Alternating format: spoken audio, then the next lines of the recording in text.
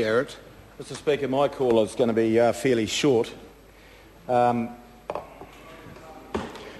William CEO, no, I've got plenty to say. Sir William CEO over there finished by saying, what will the people do? And when I interjected about the welfare system in Samoa, where he was born, or in Tonga, where I have spent a good period of time, I got nonsense back, because of course there is no welfare system, and what people do is become entrepreneurs. If you go to Tonga, you will find lunch stands set up, people selling peanuts, people selling vegetables, people selling homemade clothes. That's what they do when there is no welfare system. Mr Speaker, the tragedy on that side is that what they want people to do is to be condemned to a life of poverty on a benefit. That's what they want over there. And the reason it's so tragic is that the evidence is absolutely clear. Ms Bennett referred earlier to there being some evidence that people respond better and have better outcomes when they are in work. There's not some evidence, Mr Speaker. There is massive, massive evidence for those who are mentally ill, for those who have any kind of problem, that they are much, much better if they are working than sitting at home. And what they want is for these people, is for beneficiaries to be trapped in poverty, sit at home on a bare, and it's not a luxurious lifestyle, that's a myth. That's a complete myth. There are silly people who say that beneficiaries live the life on the back of the hog.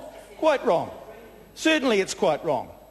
What they want is for these people to sit at home on a subsistence income, barely able to get by, and leap up and protest vociferously at the suggestion that there might be a gentle encouragement and nudge back into work. And that's all this is. That's all this is. As I said in the committee stage, Mr Speaker, as a lawyer, I could drive a truck through the exemptions that are available here. Anyone who really wants to try and avoid being nudged back to work will be able to do it. And the tragedy is that these guys think that's a great idea, that a life of getting up at 10 or 11 o'clock in the morning and sitting watching daytime soaps on the bare minimum to exist is a good idea. And isn't that terrible?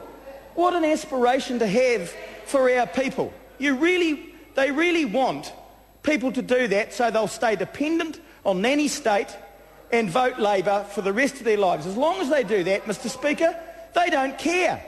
They don't care. As long as they'll keep voting Labour, think that these clowns will support them, will benefit them and represent them, then that's all right. But what a terrible existence, because everyone with any brains knows that it's not a luxurious lifestyle on the benefit. Any kind of benefit, whether it be the DPB or the sickness or the invalid, any kind of benefit. But, Mr Speaker, this bill seems to be one which has brought out anecdotes on both sides of the House, but more so on that side. So I'll chip in with another one. And it goes back 25 years. This is when the disease started. The welfareism disease began 25 years ago, Mr Speaker. In 1984, I was waiting in Invercargill, in an area familiar to the chair, to Mr Speaker, waiting for a job. I was next replacement, Mr Speaker, on an oil rig working off the south coast of New Zealand.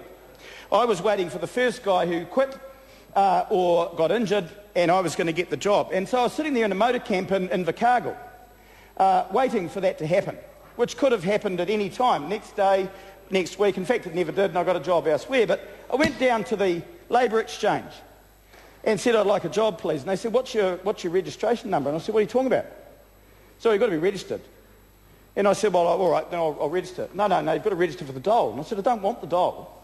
I'd like a job, please. And this is 25 years ago. And they looked around and they said, this guy's looking for a job. Anyway, long story short, you weren't allowed to look at the vacancies until you registered for the dole and became a beneficiary. And I said, this can't be right. I want a job. I don't care what it is. I want a casual job, a part-time job, a full, I don't mind. No, you'll need to go and sign on. So, Mr Speaker, I've been on the dole for 1 week in my life. Later that day, I had 3 jobs. What would you like? Which one? The disease began 25 years ago. And this sorry shower over there was to perpetuate that disease.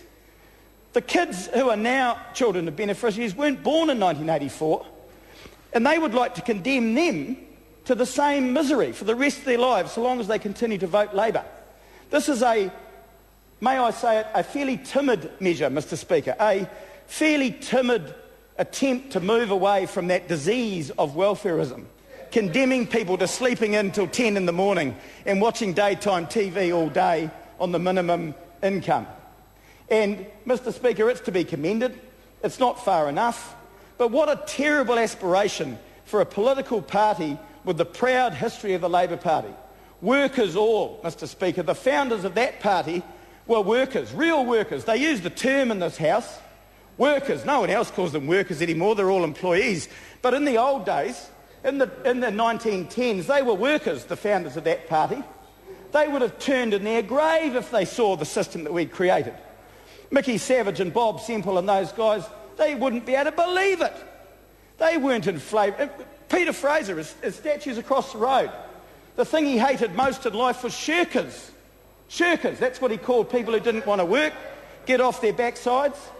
He would turn in his grave, Mr Speaker. And this measure, or these measures now as they are, is an attempt to encourage people away from a life sleeping until 10 o'clock and watching daytime TV. And we applaud that, Mr Speaker. We don't want to condemn people to that kind of life, to encourage them to sit at home and sleep and watch daytime TV.